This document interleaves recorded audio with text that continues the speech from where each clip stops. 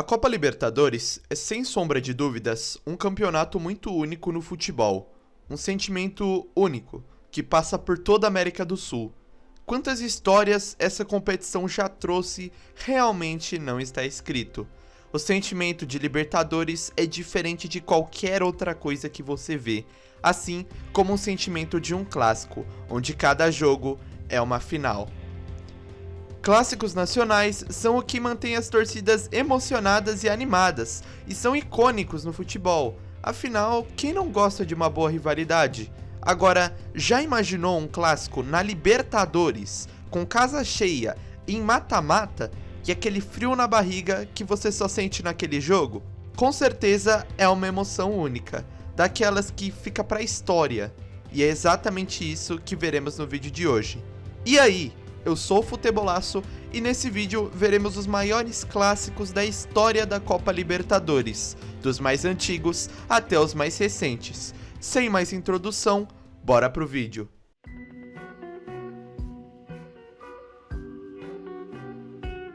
Um clássico uruguaio onde as torcidas fervem com paixão, em um país em que a maioria dos torcedores são ou do lado do Peñarol ou do lado do Nacional. Esse clássico é um dos mais velhos não só da América do Sul, mas também do mundo, e já teve diversos capítulos marcantes. Nesse confronto em específico, Nacional e Peñarol foram obrigados a se enfrentar, já que a Conmebol havia implementado uma regra onde clubes do mesmo país não poderiam se enfrentar em uma final de Libertadores, o que claramente não durou para sempre. Ou seja, Santos e Universidade Católica se enfrentaram em uma semifinal, e na outra enfrentariam-se Peñarol e Nacional. O Peñarol vinha de uma fase fantástica, uma das melhores na história do clube. Era o atual bicampeão da Copa Libertadores e campeão da Copa Intercontinental no ano anterior, derrotando o poderoso Benfica. Os aurinegros contavam em seu plantel com jogadores como o icônico Spencer, Maidana, Martínez e Roberto Matosas, entre outros jogadores que fizeram história no Peñarol. Do lado tricolor do Uruguai, o Nacional conquistou um tricampeonato uruguaio e viria, na década seguinte, a conquistar um tetracampeonato uruguaio, mas nada muito além do sucesso no país. Uma semifinal de Libertadores contra o maior rival era o fôlego que o Nacional precisaria se quisesse vencer, até o momento, sua primeira Copa Libertadores. Nos 3 jogos, tivemos um público total de 150 mil pessoas, o que daria umas 50 mil pessoas por jogo, ou seja, lotaram o centenário em todas as decisões. No primeiro jogo, vitória do Nacional por 2-1 no centenário de Montevidéu. No segundo jogo, vitória do Peñarol por 3-1, o que levou a um terceiro jogo de desempate. No terceiro jogo, a partida terminou em 1-1 e foi a prorrogação. Na prorrogação, o jogo terminou sem gols, e quem levou a melhor foi o Peñarol, que avançou por 5-4 no agregado. Vale a pena mencionar que nos 3 jogos, Spencer marcou 3 gols. O Peñarol veio a chegar à final da Libertadores, mas foi derrotado pelo Santos de Pelé.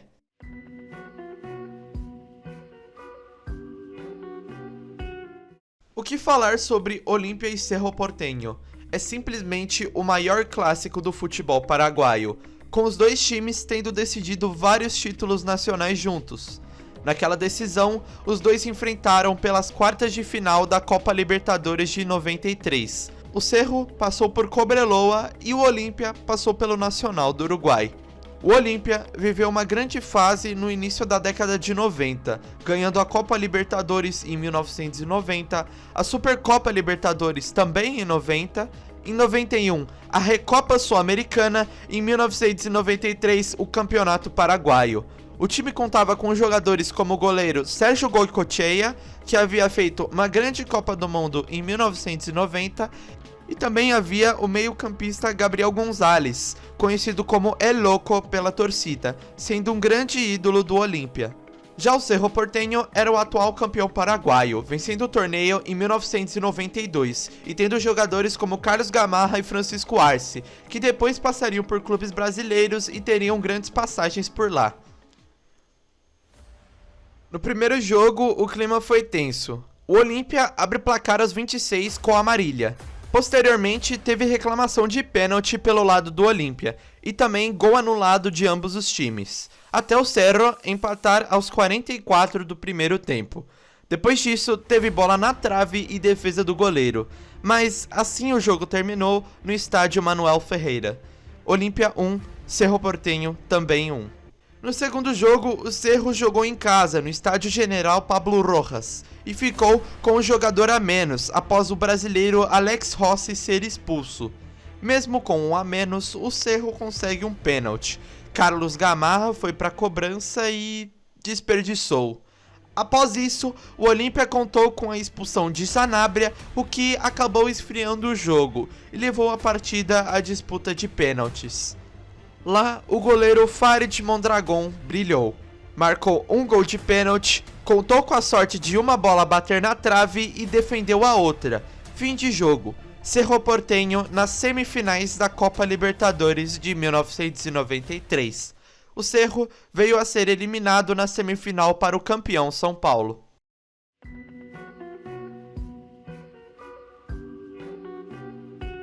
Uma grande rivalidade entre dois clubes tradicionais da Colômbia, apelidada tanto pela mídia quanto pela Conmebol de um superclássico da Colômbia. Essa rivalidade se intensificou a partir dos anos 80 e viveu um dos seus auges em 1989, quando o Atlético eliminou Millonarios das quartas de final da Copa Libertadores e veio a conquistar o título, sendo o primeiro colombiano a conquistar uma Copa Libertadores. Muitas reclamações sobre a arbitragem vieram após aquela partida, e se antes a rivalidade já vinha crescendo, agora ela se consolidava. O Atlético, que vinha de uma boa década, era o atual campeão colombiano, e tinha jogadores como o folclórico René Higuita no gol, Víctor Aristizabal, artilheiro do time em 95, e entre outros jogadores. O Millonarios contava com jogadores como Fred León, que passou a maioria de sua carreira no Millonarios, e o ídolo do Millonarios, John Mario Ramírez, que era conhecido por ser habilidoso e carismático, um favorito da torcida. O time vivia uma seca de títulos desde 1988, quando foi campeão colombiano pela última vez. Na ida, os jogadores do Atlético Nacional entram em campo unidos, com grande presença da torcida nas arquibancadas. Não demorou muito para o time transformar a união em resultado. Aos 7 minutos do primeiro tempo, Jaime Arango abre o placar para o Atlético, que após o gol não conseguia marcar mais. O Millonarios, então, começou a melhorar na partida, mas de nada adiantou, quando a defesa falha e Víctor Aristizabal, que não foi bobo nem nada, marcou o segundo gol do Atlético Nacional. Após isso, o Millonarios marca um gol de honra aos 88, mas de nada adiantou. O Atlético vence por 2-1 em casa. Na volta, a torcida do Millonarios faz festa e espera a resposta do time em campo. Em campo, um jogo quente. Aos 36, Víctor Aristizabal sofre um pênalti que muitos torcedores até hoje consideram contestável, mas o árbitro marcou. A partir daí, o Atlético Nacional abre o placar com Maurício Serna. O Millonarios responde em seguida aos 38 com Fred León. Após o fim do jogo, muitos protestos foram feitos contra o árbitro. A torcida chegou a arremessar bolas contra ele e após a partida, John Mario Ramírez deu uma entrevista forte, dizendo que o árbitro era o ladrão. Após isso, o Atlético chegou até a final daquela Libertadores, mas perdeu o título frente ao Grêmio.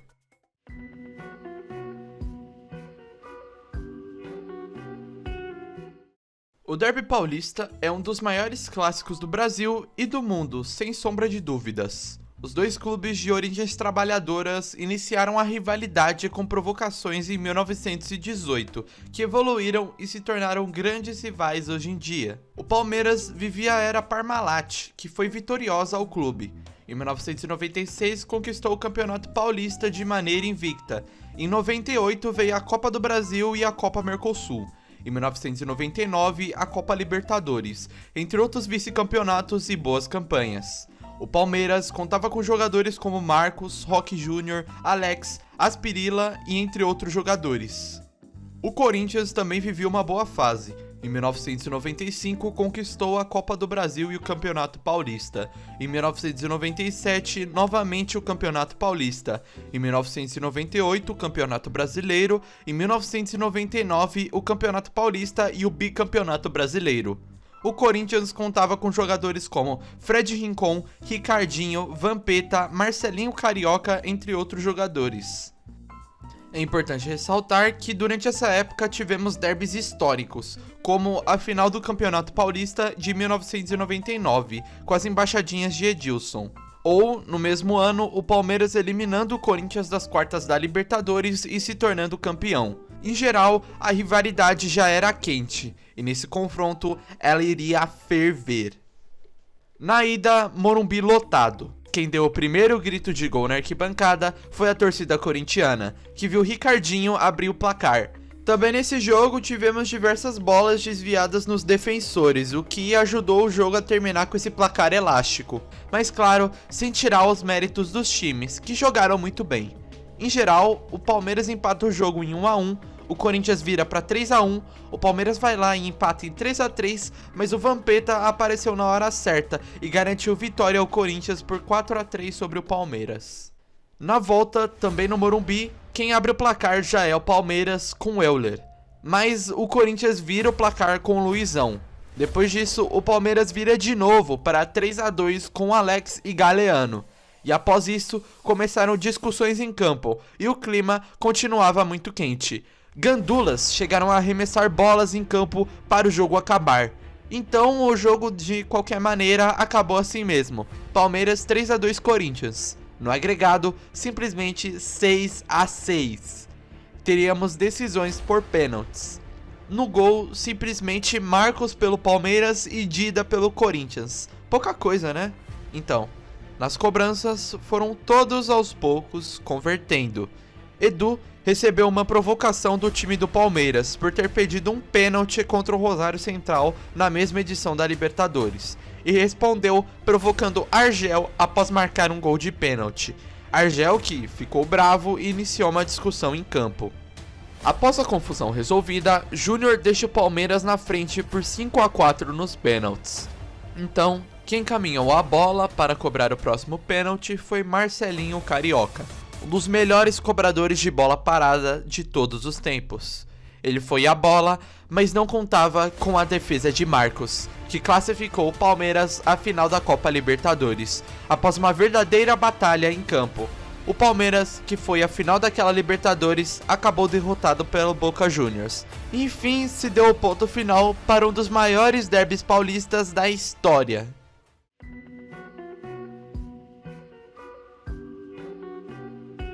O Choque Rei é um grande clássico brasileiro, sempre marcado pelo bom futebol e também pelas brigas.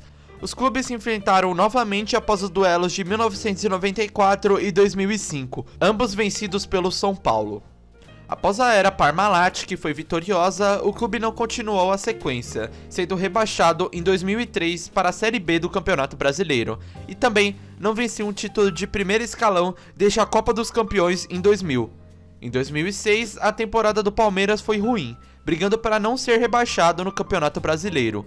O clube contava com jogadores como Edmundo, que viveu sua última passagem pelo Alviverde, o ídolo Marcos, Paulo Baier, entre outros jogadores. O São Paulo vivia o contrário. Em 2000, foi campeão paulista. Em 2004, chega às semifinais da Libertadores e termina em terceiro no Campeonato Brasileiro. Em 2005, o clube faz uma temporada histórica, conquistando o Campeonato Paulista, a Libertadores e o Mundial de Clubes, derrotando o Liverpool na final, com jogadores como Rogério Ceni e Mineiro brilhando na final do Mundial. Em 2006, o time contou com jogadores como Fabão, Aloysio Chulapa e boa parte dos jogadores de 2005, e ajudaram a conquistar o Campeonato Brasileiro de 2006. Na ida, no Palestra Itália, Aloysio Chulapa abre o placar para o São Paulo. Depois, Edmundo diz em entrevista que os humilhados serão exaltados. Li pouquíssimas linhas da Bíblia, e li alguma vez que os humilhados serão exaltados. E eu creio muito nisso, porque a gente tem sido achincalhado, tem sido humilhado muito aí. No segundo tempo, Souza toca com a mão na bola e o Palmeiras recebe um pênalti. Edmundo marca e os humilhados por enquanto poderiam ser exaltados. Mas assim terminou o jogo. Palmeiras 1, São Paulo também 1.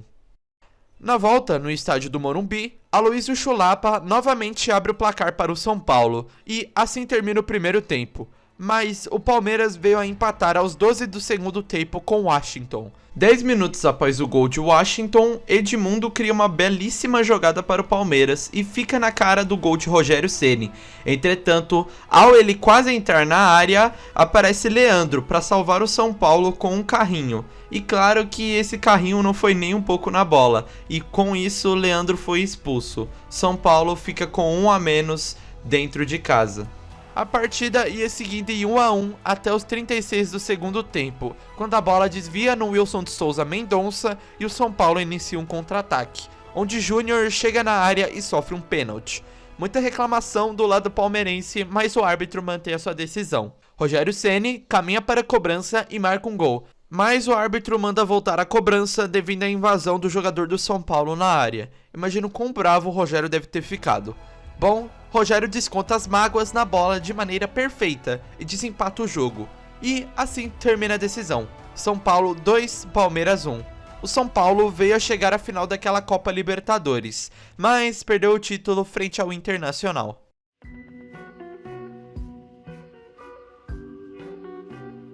Santos e Corinthians é um dos maiores clássicos do Brasil, tendo muitas histórias, jejuns, grandes jogadores e vitórias épicas.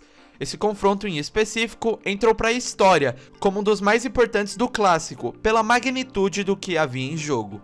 O Santos vivia o seu centenário, era o atual campeão da Libertadores e havia vivido uma frustração no Mundial passado frente ao Barcelona. O Corinthians era a piada nacional por não ter Libertadores. Junto à eliminação para o Tolima no ano anterior, o Timão queria acabar com a piada. Vencer esse confronto daria um fôlego a mais para a final, e ganhar uma Libertadores após tanto sofrimento era o que a torcida tanto sonhava. O Santos vinha de bons anos. Em 2010, o time conquista a Copa do Brasil e o Campeonato Paulista. Em 2011, veio o Bicampeonato Paulista e a Copa Libertadores. Em 2012, o time até então conquistou o Tricampeonato Paulista e a Recopa Sul-Americana. O plantel santista contava com jogadores como Ganso, Rafael Cabral, Arouca e, claro, o craque do momento, Neymar, todos sob o comando de Muricy Ramalho. Já o Corinthians, que havia no centenário terminado sem títulos, em 2011 viveu uma montanha-russa de emoções. No começo do ano, viveu um vexame na Libertadores, como dito anteriormente, sendo eliminado pelo Tolima da Colômbia. Mas, apesar dos protestos, o técnico Tite foi mantido no comando do Timão. Esse mesmo que no fim do ano veio a vencer o Campeonato Brasileiro de 2011, iniciando uma época de redenção no Corinthians. Em 2012, o time do Corinthians contava com jogadores como Danilo, Paulinho, Emerson e o recém-contratado Cássio. Na ida, na Vila Belmiro, um clássico antecipado. A torcida santista transforma a Vila Belmiro em um verdadeiro caldeirão, esperando a vitória do Santos. O Corinthians desarmava bem e iniciava ótimos ataques, e foi assim que chegou o seu primeiro gol com o Emerson. E que golaço que foi esse! Corinthians 1 a 0 Santos. Após isso, o Santos tenta crescer, mas sem resultado. O primeiro tempo acaba com 1 a 0 ao Corinthians. No segundo tempo, o time santista cresce, e muito, mas para no goleiro Cássio, que cresceu muito nessa partida. Emerson, que marcou o gol do Corinthians, foi expulso na metade do segundo tempo. Com 1 a menos, o Corinthians vai na base do contra-ataque, mas acabou sendo impedido pelas luzes da Vila Belmiro, que apagaram no meio do jogo. Após isso, o apagão foi em campo, sem muitos lances marcantes, e assim termina o primeiro jogo. Santos 0, Corinthians 1. Na volta, um Pacaembu lotado pela torcida santista e corintiana. Torcida corintiana que viveria mais um capítulo emocionante naquela Libertadores. O árbitro autoriza e começam as emoções. Rafael Cabral fez uma grande defesa em cobrança de falta do Alex. E aos 34 do primeiro tempo, quem comemorou primeiro no estádio foi a torcida do Santos. Após cruzamento de Allan Kardec, o desvio de Borges, a bola toca na trave e sobra para o Neymar empurrar para o gol. Corinthians 0, Santos 1.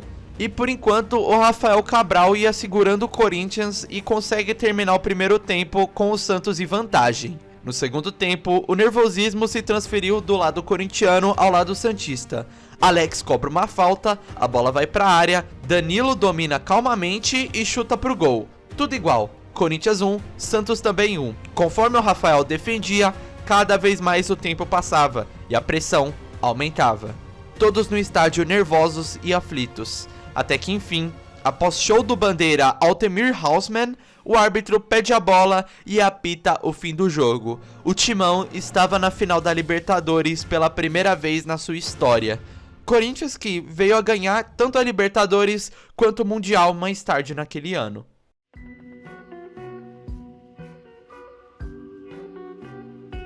Boca Juniors contra River Plate. O que falar? Para mim, o melhor clássico do mundo, e também para muita gente. Rivalidade essa que inicialmente surgiu pela proximidade dos dois clubes, que brigavam para ver quem seria o maior clube do bairro de La Boca. Mas o River acabou se mudando para Belgrano na década de 20. Belgrano, que era um bairro de elite. Já La Boca era um bairro mais operário e humilde. Isso meio que gerou um contraste de elite versus povo no clássico, o que fomentou cada vez mais o ódio entre os dois clubes. Sempre marcado pela paixão das torcidas e às vezes pelas brigas, é um dos clássicos mais disputados do mundo. Em 2018, o Boca eliminou o Palmeiras na semifinal da Copa Libertadores. Já o River passou pelo Grêmio no sofrimento. O Superclássico agora atingia seu maior ponto na história, uma final de Libertadores. O River vinha de uma década histórica. Em 2011, o time terminou rebaixado para a segunda divisão argentina, da maneira mais dramática possível, perdendo um playoff de rebaixamento para o Belgrano. A partir daí, o River em 2012 conquistou a segunda divisão argentina e começou em 2013 a melhorar a sua gestão, com o pagamento de dívidas e a recuperação financeira do time. Em 2014, após uma temporada meio instável, o River consegue dar a volta por cima e vencer o campeonato argentino após uma vitória histórica contra o Quilmes por 5-0. Naquele mesmo ano, o River conquistou a Copa Sul-Americana, chegando a derrotar o rival Boca na semifinal. Em 2015, o time vence a Recopa Sul-Americana e também a tão sonhada Copa Libertadores, derrotando o Tigres do México na final. Em 2016, o time conquistou a Recopa Sul-Americana novamente. Em 2018, o River contava com jogadores como o goleiro Franco Armani, Jonathan Maidana, Ezequiel Palacios, Lucas Prato, Pity Martinez e Quintero, todos comandados pelo ídolo Marcelo Gallardo. Já o Boca, no mesmo período, viu o retorno de ídolos como Riquelme e Carlitos Tevez. Em 2011, o Boca conquista o título argentino e vê o rival cair para B. E em 2012, chega a final da Copa Libertadores, onde perdem o título para o Corinthians. Naquela mesma temporada, o Boca conquista a Copa Argentina como consolação, com jogadores como Carlitos Tevez, Fernando Gago, Jonathan Calleri, Dario Benedetto, entre outros. O Xeneize vencem o Campeonato Argentino e a Copa Argentina. O Boca veio ganhar o Campeonato Argentino novamente em 2017 e em 2018, conquistando um bicampeonato. Em 2018, o Boca contou com jogadores como Dario Benedetto, Cristian Pavón, Vilmar Barrios, Pablo Pérez e Carlitos Tevez. O técnico era o Guilherme Barros Schelotto. A final dessa edição da Copa Libertadores foi realizada em jogos de ida e volta. O primeiro jogo seria realizado no dia 10 de novembro no estádio La Bombonera. Porém, a final acabou sendo adiada para o dia 11 por conta do mau tempo na Argentina.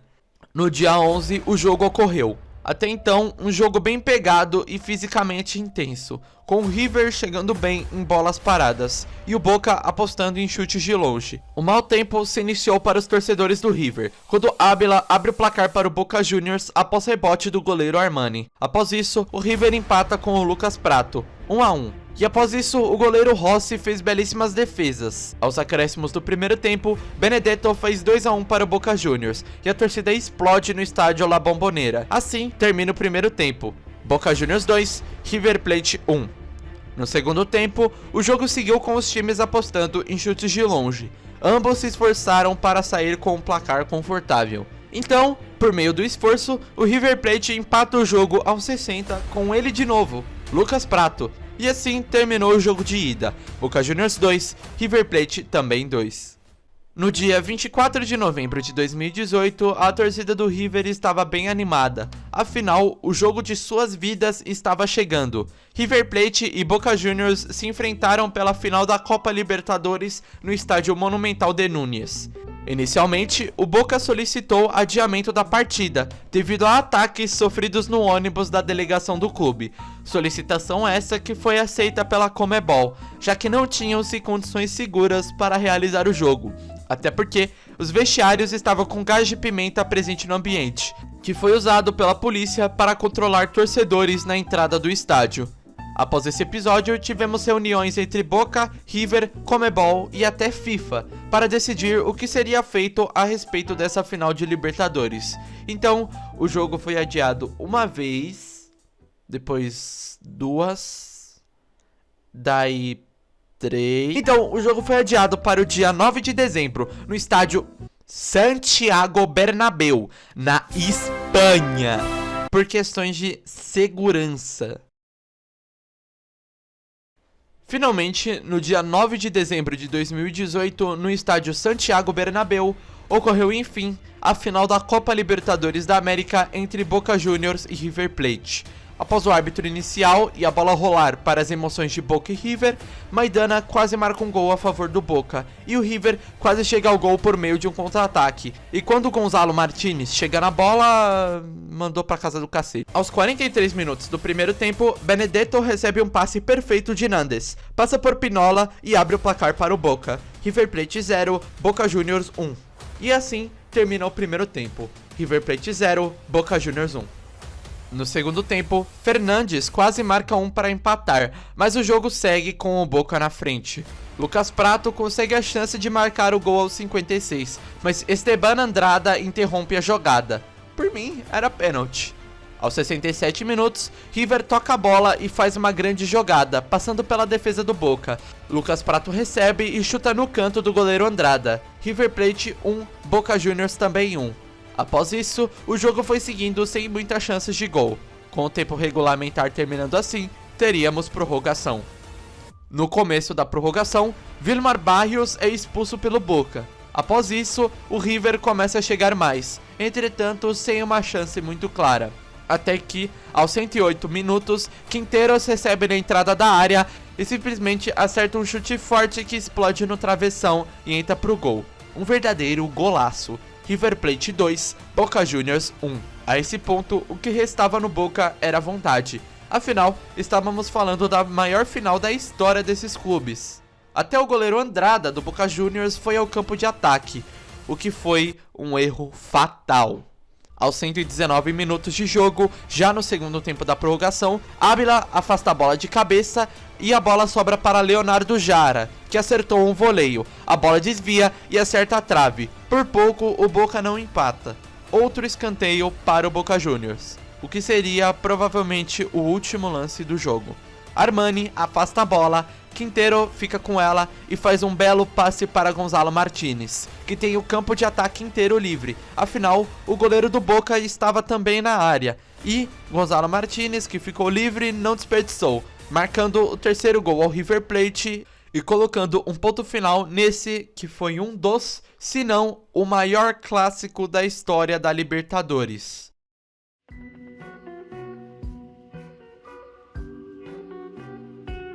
Grêmio Internacional é simplesmente o maior clássico do futebol brasileiro e um dos maiores do mundo, vindo de times que começaram a se odiar a partir do primeiro momento que se enfrentaram. Foi basicamente um ódio à primeira vista. Conhecido pelas torcidas que fazem muita festa, pelos inúmeros casos de violência que ocorrem de vez em quando, ou pelas inúmeras histórias que esse clássico já trouxe. Nessa Copa Libertadores, Grêmio e Internacional acabaram caindo no mesmo grupo no sorteio. Ou seja, teríamos o primeiro Grenal da história da Libertadores. O Grêmio vinha de um bom período. Em 2017, conquistou a Copa Libertadores. Em 2018, a Recopa e o Campeonato Gaúcho. Assim como em 2019 e 2020, onde o Grêmio também conquista o Gauchão. Em 2020, o Grêmio se mantém estável financeiramente e chega à final da Copa do Brasil, onde foi derrotado pelo Palmeiras. O plantel tricolor contava com jogadores como Diego Souza, Everton Cebolinha, que saiu na metade da temporada e foi substituído por PP, Kahneman, Jeromel e entre outros jogadores. O Internacional terminou a temporada como vice-campeão brasileiro de 2020, perdendo o título por 1 ponto por causa do ficando 1 ponto atrás do campeão Flamengo. Na Copa do Brasil foi eliminado pelo América Mineiro, que vivia uma fase incrível. O Inter conseguiu uma boa arrancada no fim da temporada, mas terminou sem título, mesmo tendo a melhor defesa do Campeonato Brasileiro. O plantel colorado contava com jogadores como Edenilson, Patrick, Rodrigo Dourado, Marcelo Lomba e Paulo Guerreiro. No primeiro jogo, o Grêmio recebe o Inter em casa pelo Grenal das Américas, uma partida que prometia muito. A torcida gremista, na Arena do Grêmio, fez uma grande festa, e a torcida colorada, visitante, fazia sua festa em minoria. O jogo foi bem disputado, onde ambos os times queriam muito vencer. Os goleiros trabalharam muito. Bosquilha quase marcou um para o Inter, mas a bola bateu na trave de maneira inacreditável. Após aí, muitas chances são perdidas de ambos os lados, até os 40 do segundo tempo, onde Moisés e PP se estranharam. A partir daí, o Grenal das Américas ficou conhecido como Grenal do Fim do Mundo. Moisés e Edenilson são expulsos pelo Inter, PP e Luciano são expulsos pelo Grêmio. No entanto, a briga continua, e de briga virou pancadaria generalizada. Empurrões e socos foram trocados e o jogo ficou paralisado por 11 minutos. E mais 4 jogadores foram expulsos: Cuesta, Caio Henrique, Praxedes e Paulo Miranda, os últimos 2 que estavam no banco e nem haviam entrado na partida. O jogo só foi terminar aos 60 do segundo tempo. Esse também foi o último clássico com torcida visitante, antes daquele acontecimento que marcou o ano de 2020. Realmente, a Copa Libertadores nos traz não só jogos inesquecíveis, mas partidas que entram para a história de qualquer rivalidade. Afinal, o maior palco do futebol sul-americano é esse. E eu espero que vocês tenham gostado do vídeo. Deixe seu like e se inscreva no canal para me ajudar a postar mais vídeos. Muito obrigado a todos pelos 10.000 inscritos e pelo sucesso do último vídeo. Também me segue no Instagram caso você ainda não siga. E por hoje é isso. Falou!